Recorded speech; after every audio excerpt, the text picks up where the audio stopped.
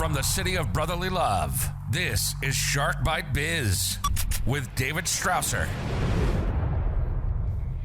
You just arrived to the newest episode of Shark Bite Biz. I'm your rockstar wannabe host, David Strausser, and this is your place to learn how to grow a business during complete global chaos. Today, we're going to talk about measuring marketing. First, though, remember, if you love this show and you're watching on YouTube, do us a favor. Hit that little super thanks button. I think it's a heart with a dollar sign right there on the bottom of the video.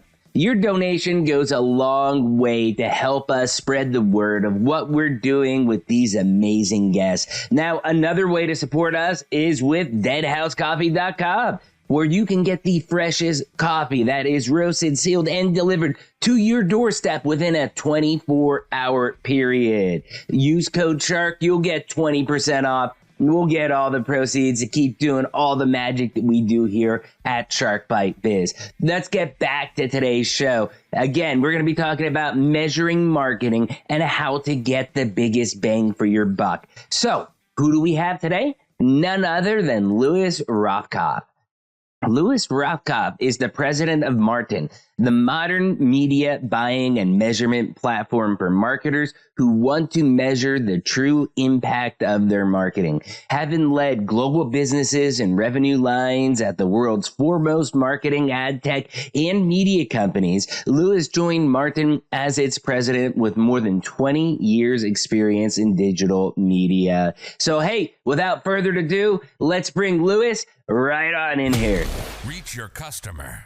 Lewis, welcome to Shark Bite Biz. You, my friend, you just became Shark Bait. It is great to be here. This is the first podcast I've done with an animal, especially a marine animal in the name. So this is already a treat. Well, you know, in a world of sharks, you got to be the one that bites first, right? That's right. And that's what I was thinking, you know, because business sharks, I mean, not so much Shark Tank, because everybody was like, yeah, did you set up because Shark Tank? And no, it wasn't because of Shark Tank. It just, I always thought of in business like sharks, you know, you're going out there and you're hunting, and especially in the sales and biz dev world, which is where I come from. But thank you. It's such a, honor to have somebody so as accomplished as you on, and that'll lead us right into our first question, which is our tradition on the show. We ask everybody, hey, who are you? Where'd you come from? What you do? What do you do now? How'd you get there?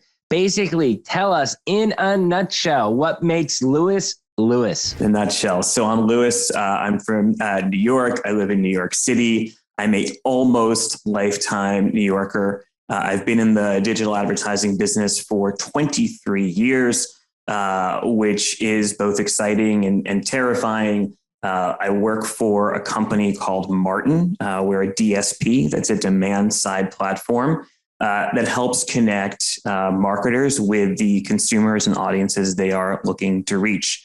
I'm doing this because I want to make advertising better. Digital advertising for the last couple of decades has been really unnecessarily overcomplicated, and things that were a problem 20 years ago are still a problem today. And so my mission. Give us an example of some of those problems. The biggest concerns that we have are really twofold. The first is consumer privacy. The industry was not designed in the late 1990s to violate consumers' privacy or to make them feel creepy every time a retargeted ad follows them around the internet. And yet, that is in many cases where we find ourselves as an industry. And then thing two is... You start talking about dog treats, and then all of a sudden you start seeing dog treats pop up on your Facebook timeline. Andy Richter had this tweet a few years ago where I think he said he was shopping for a toilet seat. And every time since then, based upon the ads that he's seeing, he believes people must think he's like a toilet seat aficionado. And that is the result of what we call failure to close the loop. So if you are in market for a toilet seat, for instance, then great. Let's show you all the ads about toilet seats from all the way at the top of the marketing funnel all the way down. But when you've bought one, for the love of God, like, get me out of that segment, because there is no need to, right? So that sort of thing one. And then that's actually a very valid point there, because closing the loop is important. I mean, I never, to be honest, I never thought about that until you said it. I mean, unless it's something like we have our Dead House coffee, where it's like, okay, you know, that's something people are going to continuously buy. Okay, subscription buy, whatever they want to do. But for example, a toilet seat's a great example. I mean, how many people are going out and buying toilet seats all the time? Yeah, maybe they have 3 or 4 bathrooms, so they buy 3 or 4 different seats depending on different things. But once they make that buy, I mean, unless they're doing weird crap with their toilets, they're probably not buying those annually or semi-annually. But yet, after you make the purchase, you could still be seeing toilet seat ads for months or years after you've already purchased, and it's no longer relevant to you. Well, not only is it no longer relevant to the consumer, it's a waste of money, right? If that consumer has, you know, made the purchase, if they're looking for a Star Wars mug and they bought the Star Wars mug and it's one of a kind, then stop paying to show them an ad for a thing for which they're no longer in market. Yeah, no, that makes total sense. I mean, I'm just thinking through all the things that we've bought. I mean, even for the podcast, stuff like that. I would say probably the only ads that are relevant is I'm a guitarist. Although I have not played since August because of my back injuries, which has probably been the worst part. I just finally got clearance to be able to pick up the weight of these 10-pound guitars because I have Les Paul, so they're usually, you know, about 9 to 12 pounds on average, I'd say, for the ones I have. And that's been the hardest part of the back injury. I mean, not being able to play guitar. Wow. Such a first world problem as I think about it. But, you know, seeing guitar ads are good because I am not a compulsive buyer, but when I see something unique, I view guitars as pieces of art. Some people invest in art. Okay. The guitars I buy, okay, they're all handmade. I mean, even if it's a mass produced Gibson Les Paul that they're making 100,000 copies of, you know, like look at Slash's green snake guitar. I forget the name of it, but you know, they probably made like 100,000 different copies of those, but because they're all handmade, they're all, the burn marks in the guitar are all hand burnt, hand finished.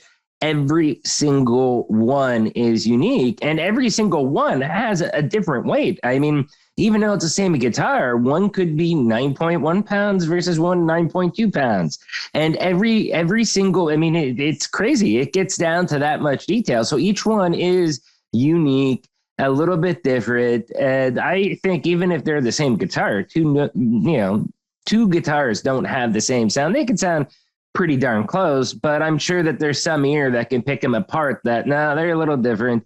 But I view it as I'm buying it. It's a piece of art and, you know, kind of like an investment to where, you know, right now it's a good market for used guitars. I mean, I just sold one I got for about $2,250, I think, and I ended up offloading it for about $5,000. So, it went up in value. I bought it probably about 10 years ago. So, you know, seeing guitar ads, my point is, right, is he seeing guitar ads? I mean, that's something that I enjoy. I'm a big believer in, I understand the privacy concerns, okay? It does freak me out if I'm thinking about something and then all of a sudden I'm seeing ads on that stuff. But I would rather see targeted ads than random targeted ads that have zero interest in me. Where do you stand on that line? It's interesting. So the more relevant the consumer's interests, the better. The more, it's been shown over and over again that the better the advertising works, which means it's a better experience for the consumer, a better experience for the advertiser. But you got to do it in a way that is efficient, right? So as we mentioned a moment ago, you don't want to keep buying ads for somebody who's already made their decision. You've got to do it in a way that's precise. So let's say you are a guitar enthusiast, but you're broke.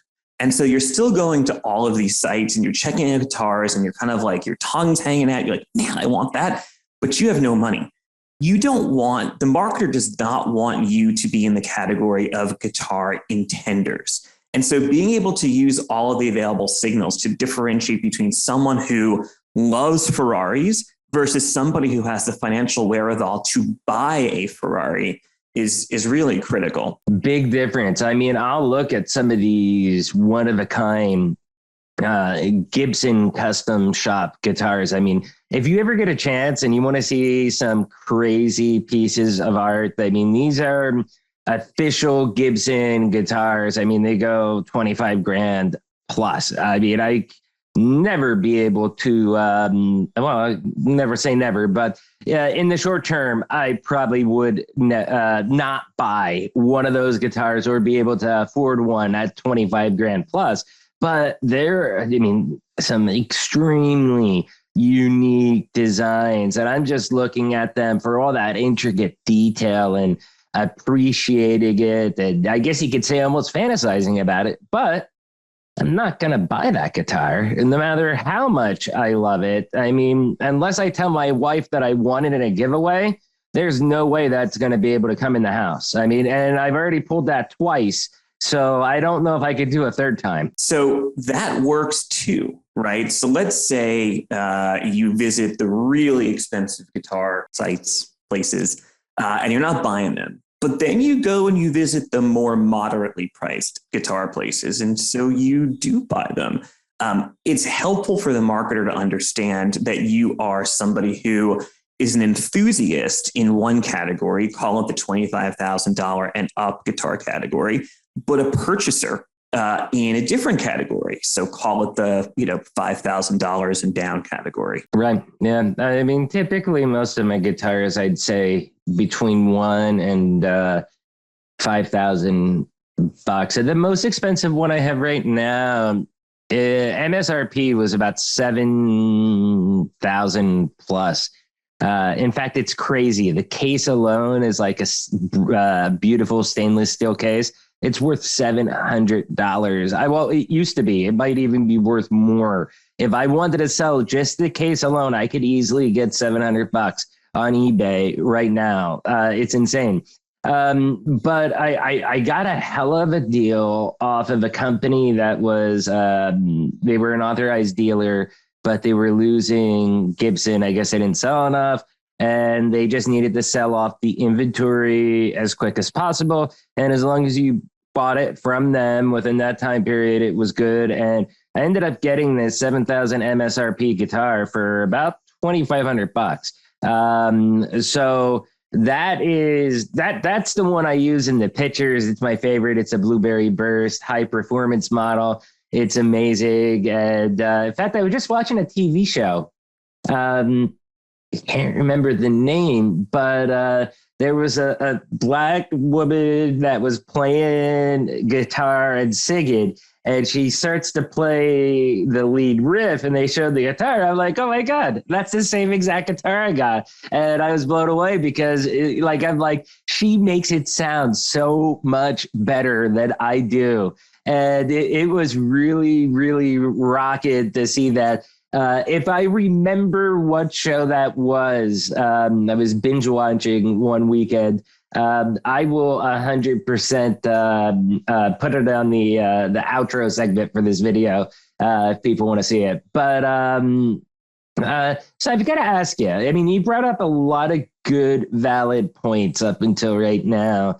So as marketers, I mean, how do you know that the marketing then is actually working for the people? I mean, what kind of KPIs are you looking for? I mean, sales are one indicator, I presume, but I mean, sales can come from anywhere. I mean, how would you view this? Yeah, good question. So our company, for instance, we measure success. We optimize to success at all funnel stages, ranging from brand awareness. Perhaps you have a new brand and want to make more consumers aware of it. Perhaps you have the need to change your reputation as a brand.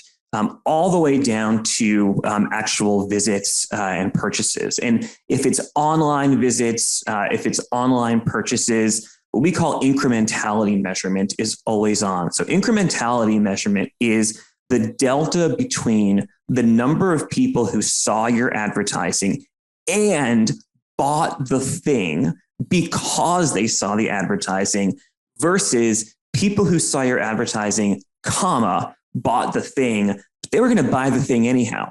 So your ad that you showed to them was not a good use of your marketing dollars. Right. It cost you money because they were going to buy that. So maybe get a little bit more granular. I mean, how do you separate that out then in detail that's also accurate? Yeah. So you come to we're a demand side platform. It's called a DSP. We connect marketers with consumers. You come to the platform and you're asked the question, what do you want to do? Do you want to raise awareness of your brand? Do you want to drive foot traffic to a retail location? Do you want to drive online sales? And based upon what they select, we use a number of different techniques and in some cases, some partners to help understand the effectiveness of the campaign and then optimize towards it. Because what you don't want to do is run a campaign for brand awareness and you go out to a brand study company and you spend a bunch of money and they do a study for you and maybe you get some of the results midway through the flight. Sometimes you don't get any results until after the campaign's over. And then what? Like, what are you going to do? So you got to be able to do that in as close to real time as possible so that you can make those changes as quickly as possible to make the most of your marketing budget and reduce waste. How quick is quick? I mean, you're talking days, weeks, month? It depends on the channels and it depends on the KPI. So if it's online sales or website visits, it's virtually instant. For brand awareness and brand lift, for instance, we work with a great partner called Lucid. They survey consumers. They have, I think they call a panel of panels, which are consumers who've opted in to see advertising and then get questions answered based upon it. So they show the ad to some consumers and they show not the ad to some consumers. And the difference between those two pools and any lift that's measured in brand awareness, brand perception. That's where you get to your KPI. For online sales, it's quite different. It's simply a matter of the conversion event being the sale. You can imagine that works really well for e-commerce marketers. Then for retail, we're also able to measure with a partner called Cubic foot traffic. So if you are a bank, and you're not really expecting people to open an account online for whatever reason, you want them to come into the branch location, we can actually measure how many people who saw the ad went to that branch location after having seen or heard the ad. So how do you actually pull that off? Can you discuss some of the secret sauce there? That's interesting in itself. It is sauce, but it is not secret. So for online conversions and for online sales, we use a methodology called ghost bids. We didn't invent it. I would encourage folks to Google it, either ghost bids or ghost ads. But the long and the short of it is it uses the same techniques as drug trials, randomized control trials, to differentiate between those whom you've treated, right? In our case, it's those who've seen the ad, and then your control group. These are folks who've not seen the ad. Now, we're doing internet advertising and not saving lives. So whereas with drug trials, you need to be really, really, really precise. In advertising, you can model a bit. So you don't necessarily have to have the exact same population of individuals that are surveyed. You're able to do data modeling using anonymous identifiers to sort of infer some takeaways from is this working? Is this not working? Okay. So I want to ask then, like older stuff like proxy metrics. First off, what is a proxy metric and why would you say that they are the wrong way to measure ads? The worst thing we did as an industry, we started to do in the late 90s when we provided reports to advertisers that had two metrics on them, impressions and clicks. Which led enterprising individuals to say, aha, a measure of campaign success is the click-through rate, how many people who saw the campaign clicked on it. Unfortunately, it turns out to be one of the worst measures of campaign success because you're just measuring how many people clicked on an ad, not how many people clicked on an ad on purpose because they were in market for something. And so even some of the earliest studies were showing that people who click on ads tend to not be the same people who buy stuff. And so other metrics, first of all, I am very sorry to say that there are marketers who are still optimizing to click-through rate today, and I cannot possibly recommend against that more. More metrics came out in more recent years, something like cost per action. So what was the cost that it took to get the user to take the action? But once again, you're measuring the action. You're not measuring the causal relationship between ad and the action. So you're going to get responses to your advertising, but is the response to your advertising or is the response to people who saw the ad coincidental to their actual purchase? And we call these things vanity metrics because a high click-through rate makes you feel good. You're like, hell yeah, like 1% click-through rate. But then when you dig a layer or two deeper and you walk over across the office to the person who's responsible for online sales, and they're like, well, sales didn't really pick up, then you see the weakness of click-through rate and even cost per action as a KPI. Here's a question for you. I mean, as of late, Apple has ruffled some feathers with companies like Facebook and Google as far as the tracking and privacy stuff. And I believe, if I'm not mistaken, that Google is starting to slowly follow suit with Apple, or at least to some degree. How is that going to affect the targeted ad space? What Apple's already done affected it? I mean, give us the landscape of this privacy versus targeted ad landscape. Great point and great last phrase, because I don't think those two are opposing forces. You can have targeted advertising and precise attribution, and you can respect consumers' privacy at the same time. So we would love for those feathers to continue to be ruffled. We think that improving consumer privacy is a good thing for two reasons. First of all, it's the right thing to do. And by it, maybe just for your listeners and viewers who aren't as familiar, Apple made a change to iOS, I guess about a year ago now, or shortly after that, that gives consumers the option to have their actions in one app be able to be used in other apps. And of course, most consumers have said, no, like I don't want you to track me across apps. Like, why would I want you to do that? And so it's really incumbent upon app developers and marketers to educate consumers on why that's important. But the key there is educate consumers, not assume things about what their wants are. Google, on the other hand, is doing something similar with its web browser. They announced recently that Chrome was going to deprecate the use of third-party advertising cookies. And what that means is very similar to the Apple move. It is much more difficult to identify users, even anonymously, and then track their behavior and target them based upon those attributes.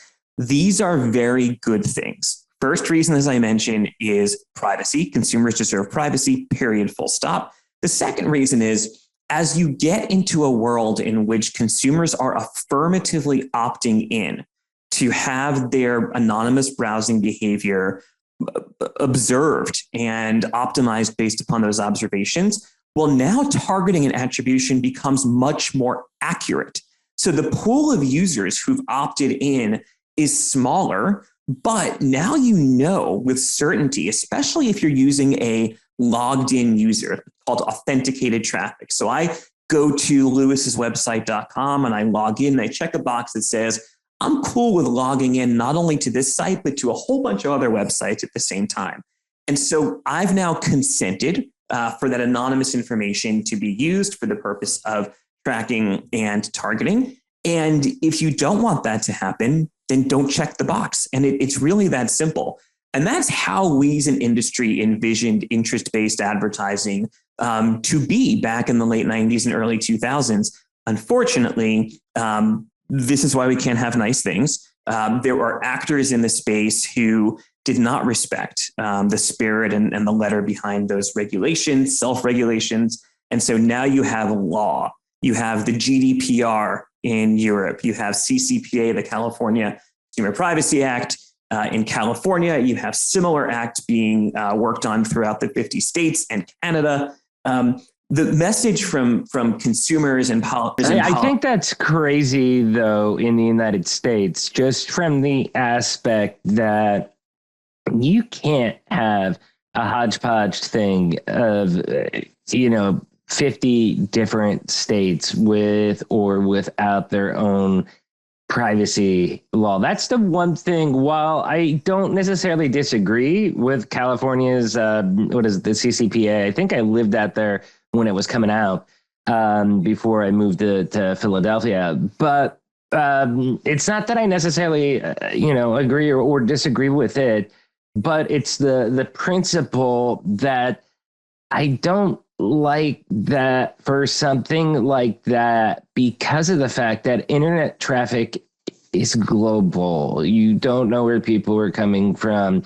They could be in another state. How can one state dictate the terms for other 49 states? And what if that one state's law conflicts with a new law that they do in Texas or Florida, which is, polar opposite of what California is with a lot of this stuff? And I really think it needs to be taken to the federal level, much as the European Union. I mean, instead of each country pretty much having their own thing, they have the GDPR for the whole Eurozone.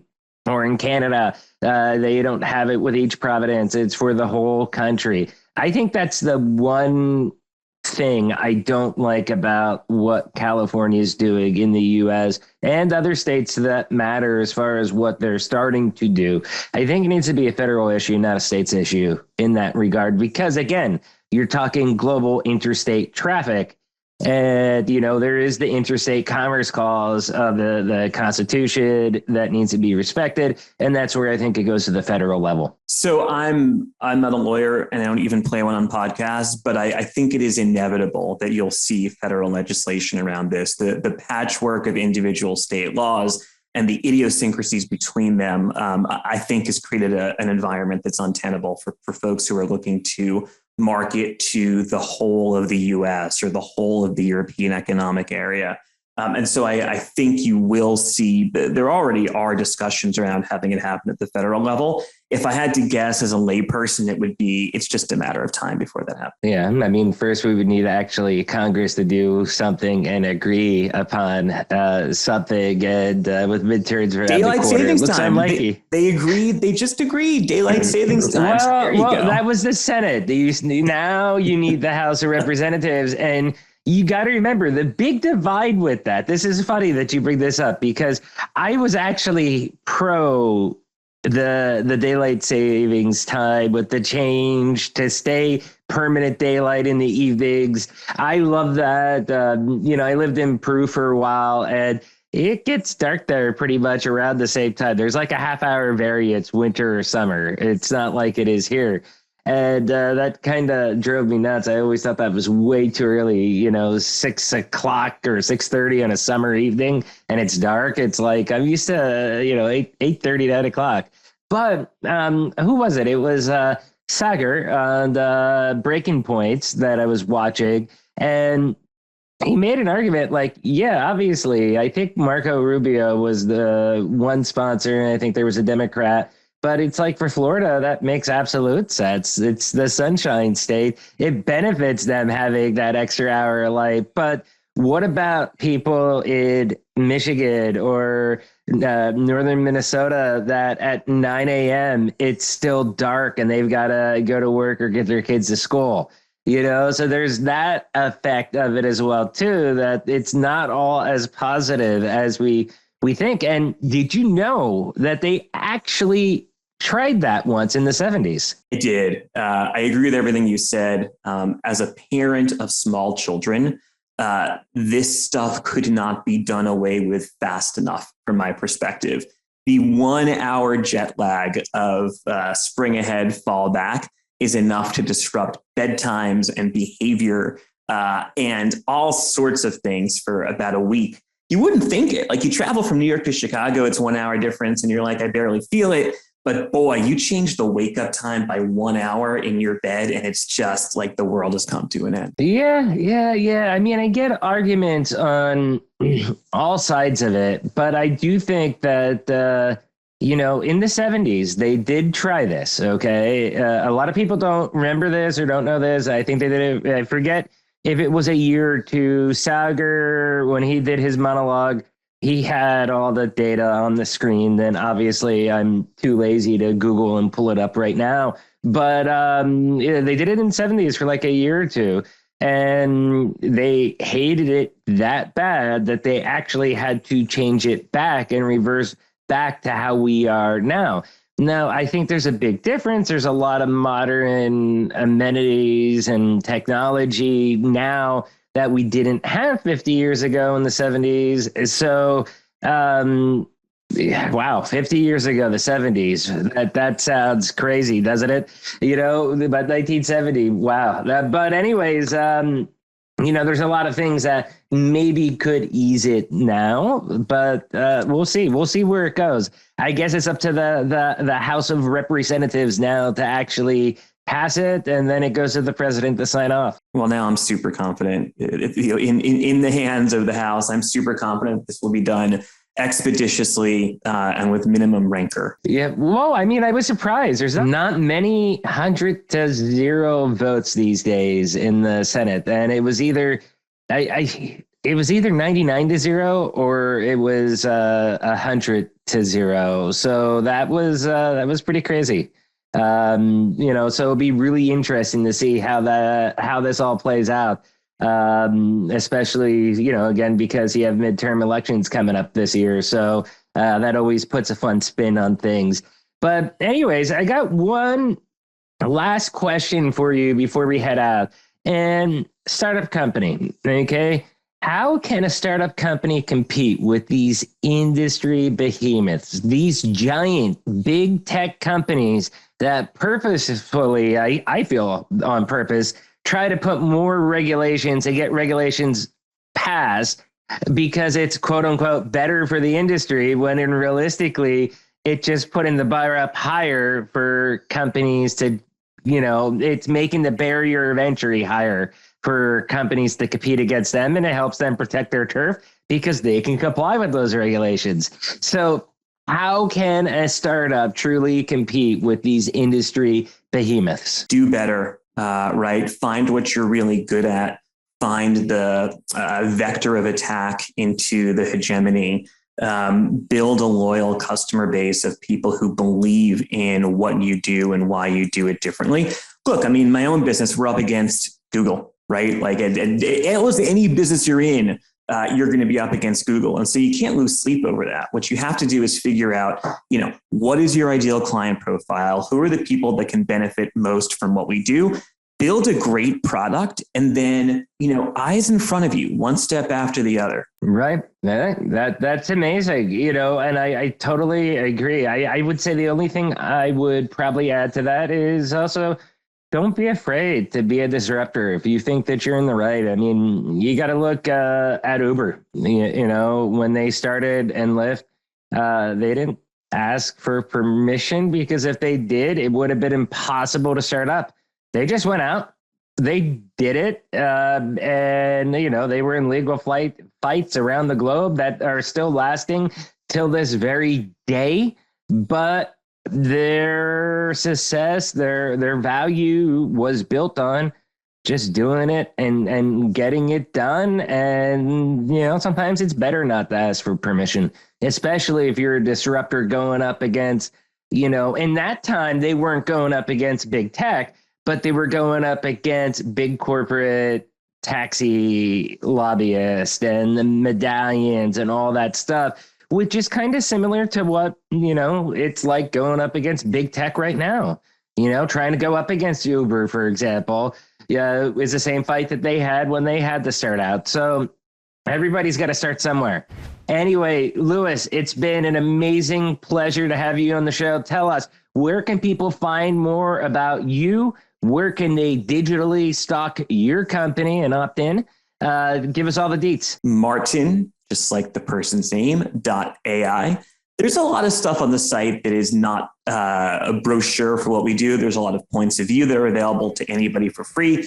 Highly recommend checking it out. If you'd like to actually have a conversation, hello@martin.ai will get you to me. Okay, perfect. Hey, Lewis, thank you. I hope you enjoyed your time. This was amazing. This was fun. Man. Thank you so much for having me. Yep, no problem. Cheers. Wow, that was an incredible chat with Lewis, right? First, you all know the routine. If you found this interview helpful, if it sparked those warm and fuzzies, do me a favor, hit that like button, smash that subscribe button. But if you really want to help us out, because you know Shark Bite Biz is the greatest kept secret out there in the world, the small business growth, please share us out to your friends, your family, your colleagues, anywhere that you dwell on the interwebs, whether it be Facebook, Twitter, LinkedIn, Minds, any site out there. I'd love to see nothing more than Lewis, Martin.ai, as well as Shark Bite Biz trending. Now let's get back to our rockstar guest, Mr. Lewis. Being a small company and having to compete with industry behemoths, it's tough. A good website and an amazing marketing campaign can make your 5-person shop look like a Fortune 500 business. What most companies do wrong, though, is with their ad campaigns. They're just throwing money at marketing and really hoping for results with no true insight if it's actually performing for them or not. That's where Lewis's business is different, and they help you compete with those industry giants by allowing you to get real measurements of how your performance campaigns are actually doing. Anyways, awesome stuff, Lewis. Thank you so much for coming on and sharing about the mission, about how Martin.ai is really helping small businesses achieve growth. I really love it. Question of the day: how do you measure your marketing results? Leave a comment down below. And remember, if you want to be on the show, interviews at Shark Bite Biz, join the channel. It's only $3 a month if you're on YouTube, and you can become a baby shark. Or big tech, not your thing, don't worry. Head right on over to deadhousecoffee.com, where you'll get the freshest zombie-themed coffee on planet Earth. Use code SHARK. You'll save 20%. We'll get the proceeds to continue what we're doing here. I also got to mention, we've got our live stream set up finally for July 25th. It's going to be my co-host, Odetta Pine. It's going to be 6 p.m. Eastern right here on YouTube. And y'all know this by now, but I'll tell you again anyways. I'm David Strausser. This is Shark Bite Biz. We'll see you all next episode. Cheers.